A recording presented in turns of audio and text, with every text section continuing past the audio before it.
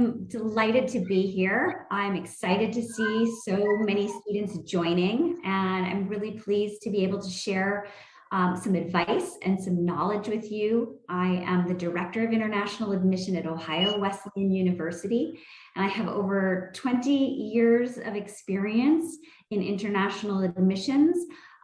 So I've given lots of advice over the years on financial aid, essay writing, and more. So I'm happy to share with you today. And I'm going to share my screen because I've got a PowerPoint, and I'm going to be introducing you to all kinds of helpful hints related to applying for financial aid and scholarships. Now, of course, you're all probably eager to apply for the Next Genius Scholarship competition. But regardless of being involved with Next Genius, I think it's always helpful to have information on the financial aid processes and scholarship processes of colleges and universities in the United States. So with that, I'm going to give you some advice. And I think the most important piece is to start your research early and to really dig deeply onto college and university websites. Education is a family investment. It's an investment in your future.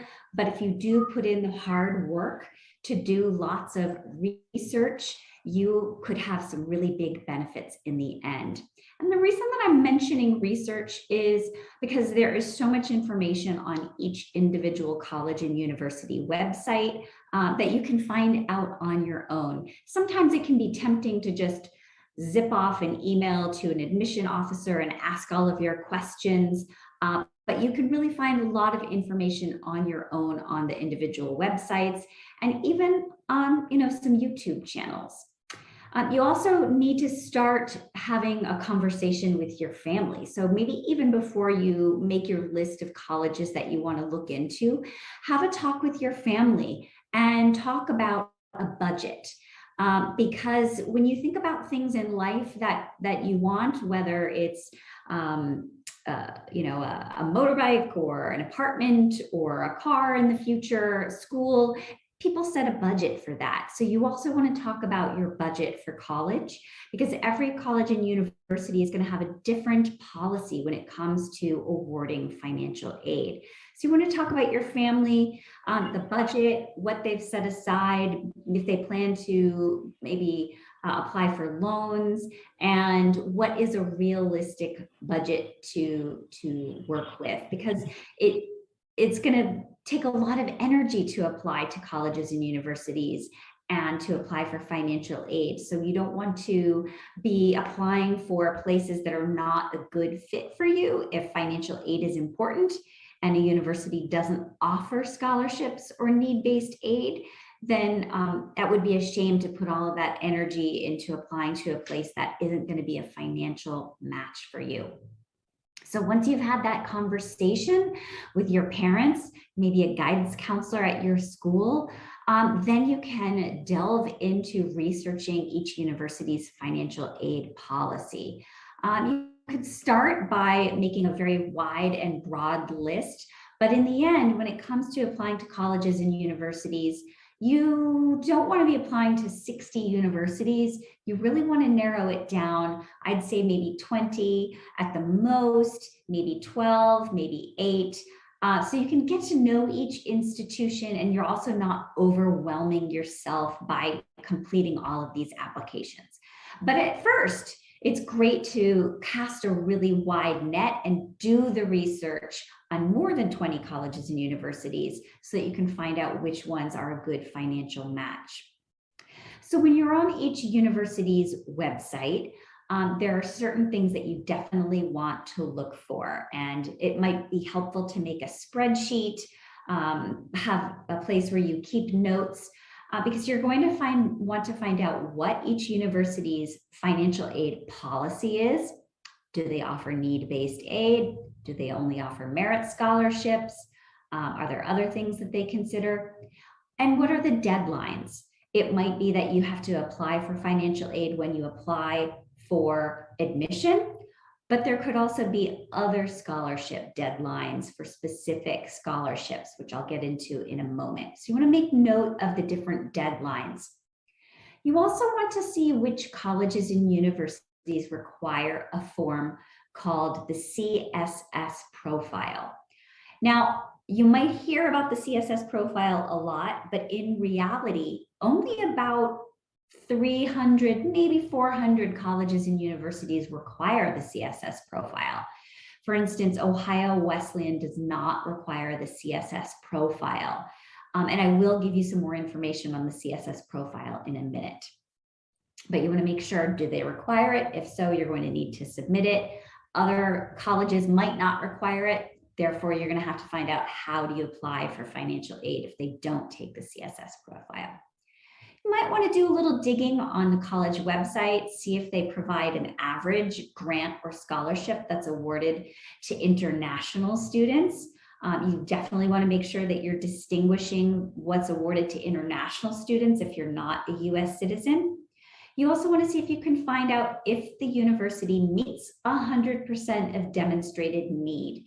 And many colleges and universities in the US don't meet 100% of demonstrated need. And I'm going to define some of these things in a moment.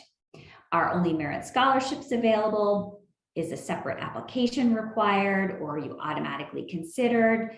Are the deadlines different or the same for each scholarship given by the university?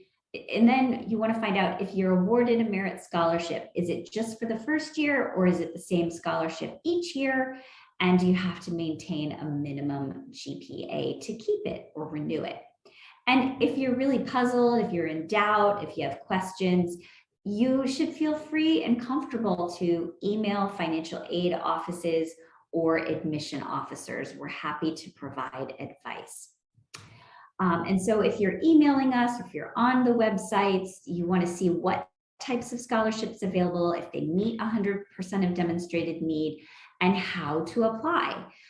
You're going to also have to figure out if you're applying early decision, early action, regular decision.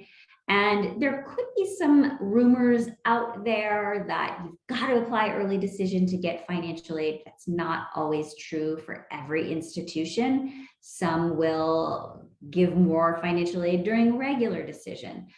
So try to avoid listening to rumors from other students and really go by what's on the different websites. And you'll want to complete your forms in full. Don't leave anything blank. The more information you provide, the more accurate financial aid package or scholarship admission officers or financial aid offices can provide to you. If we're wondering about something, it's going to delay the process of making that award. And it's also important to be as accurate as possible. Sometimes I get emails from students saying, how much do I have to show for the I-20? That's how much I want to apply for a scholarship. But it doesn't work like that. We need to know your financial situation, and there's a balance between wanting a really big scholarship versus your family's ability to pay. So that's why it's important to be as accurate as possible in filling out the forms, when it comes to reporting how much you pay for housing or how much you pay for education currently, and things like that. So in terms of financial aid, every college and university is going to be different in terms of their offer. It's going to be a little bit unique, and there could be different components offered in a financial aid award, and these are not necessarily all going to be part of every university's award. It could be a grant, which is a gift from the college that you don't have to pay back. There could be an outside scholarship that you might apply for, like if there's a governmental scholarship, or if Education USA has an opportunity grant. Those would be considered outside scholarships. Merit scholarships, they could sort of be like grants, where it's something you don't repay, but it's awarded on the basis of talents or grades or things like that. Loans oftentimes are not part of a financial aid package. There's a lot of misinformation out there that you can easily get a loan from the college you're applying to, but that's not often the case. So if your family is going to rely on loans, the Next Genius advisors have some great opportunities and advice that they can provide to your family. And then a campus job. So at Ohio Wesleyan, we pretty much guarantee that any student who wants a campus job can have one. We don't necessarily put it in the award letter because we don't want you to feel obligated to get that job. But if you're concerned, you can just ask the admission officer, the financial aid officer, if you can get a campus job. So a couple of other things to keep in mind about the cost of attendance to go to a university in the United States. There's tuition, there's your housing and your meal plan. Sorry, that number shouldn't be in there. It's a leftover from an old presentation. And fees. And fees could be an activity fee, it could be a laboratory fee, could be something else. Then there are what are called indirect costs, which would not necessarily be covered by a financial aid or scholarship award. And those are personal costs, books, supplies, transportation, health insurance, and other personal expenses. So when you're thinking about the cost to go to university in the US, you have to think about all of those costs. And when it comes time to get your I-20, you have to show that you can cover all of that cost of attendance with not only your scholarship and your savings, but any other sources that you might have as well. And just another snapshot of the cost of attendance. There's books and supplies, your room and your housing, miscellaneous expenses, spending, equipment. If you're an art or a STEM student, there might be equipment that you have to pay for as well. So when it comes to putting together a financial aid package, we look at the cost of attendance. Then you subtract what your financial aid or scholarship package is. And then this EFC is what's called the expected family contribution. So sometimes schools will expect you to pay more than you're able to pay, and there could be some negotiation that has to happen. And just a few more things to touch on: the types of financial aid, merit scholarships. You're going to hear about merit scholarships.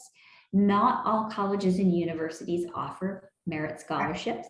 Those that do recognize talents, academic talent based on grades, the classes you've taken, exams, boards, testing, could be based on a talent like music, theater, art, leadership. There could be some departmental awards, meaning that, say, at Ohio Wesleyan, we have art scholarships in addition to merit scholarships. We have economics-based scholarships in addition to merit. And then there are athletic scholarships, and not all colleges and universities offer them. Ohio Wesleyan does not. Division III colleges and universities do not offer athletic scholarships. Really, if you're thinking that you're going to get an athletic scholarship, you would already be being recruited by now, and you'd pretty much have to have a national ranking, even an international ranking. So athletic scholarships are really for top tier athletes. To get a merit scholarship, you typically have to be applying and admitted. The merit scholarships vary per college. Some schools might only have a $2,000 merit scholarship. Others might have $40,000. So you're going to do that research, and you want to find out if they're renewable each year and if a competition is required. Then there's also need-based aid. Not all universities offer need-based aid. It's highly competitive. That means a lot of students are applying, and not all students are going to be admitted or awarded need-based aid. And you will need to submit a financial aid application to be considered for need-based aid, because we need to know what your need is, and we'll need to have financial information to award the need-based aid. And as I mentioned, not all colleges offer loans or work study. So just a few more things. You'll hear about the FAFSA. That's only for US citizens, or permanent residents or green card holders. So if any of you in the audience meet those criteria, you can start that after October 1st. Then there's the CSS profile for both international students and US citizens, but only a few hundred use the CSS profile, and it is not free. You have to pay for each college. And I don't know if international students can get waivers very easily. And then there used to be the International Student Financial Aid form, which was put out by the College Board. I hear that that's going away. This is not something that you could submit electronically. It was something that is a PDF only that you have to print out, fill out in pen, and scan and email it to the colleges. Some colleges have built it into their websites, like at Ohio Wesleyan, you can type all of that information in. So you want to find out how you apply for financial aid. And I know I'm getting close to my time, so I'm going to just go through a couple of tips and tricks. So I often get a question from students, can you wait until you get an admission decision to submit your financial aid form? Rule of thumb is you're better off submitting it when you apply for admission. Do you have to report all your income? Yes, wages, self-employment, business. It helps us to know all of that. That doesn't mean we're going to require you to spend all of that on the cost of education, but we want to know that you have a safety net when you do come to the United States. And do you report the same information under assets? No, assets are something different, and I'll be giving other workshops on financial aid in the future to go into more detail. And then expected support is the amount that your family is reasonably able to pay towards the cost of education. So these are some things that you'll hear about in the future. And a few other tips and tricks. When you're stuck, there are lots of helpful video tutorials out there on how to complete financial aid forms. You can also use the mobile apps for CSS Profile, and just remember that you can always reach out to admission officers and financial aid officers. And then very quickly, Ohio Wesleyan, this is our lovely campus. We have 1,500 students, an average class size of 15 students, student faculty ratio of 10:1, and all of our classes are taught only by professors.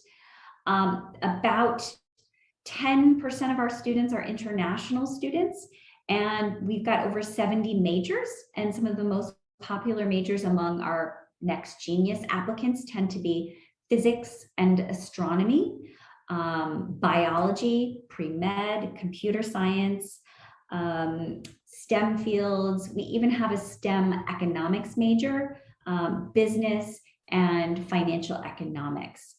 We guarantee research and internships for all of our students, starting from year 1.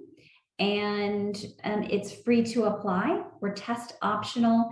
And whether or not you're applying for the Next Genius scholarship program, every student is automatically considered for merit scholarships. And we have a quick processing of the I-20 and guarantee housing and campus jobs.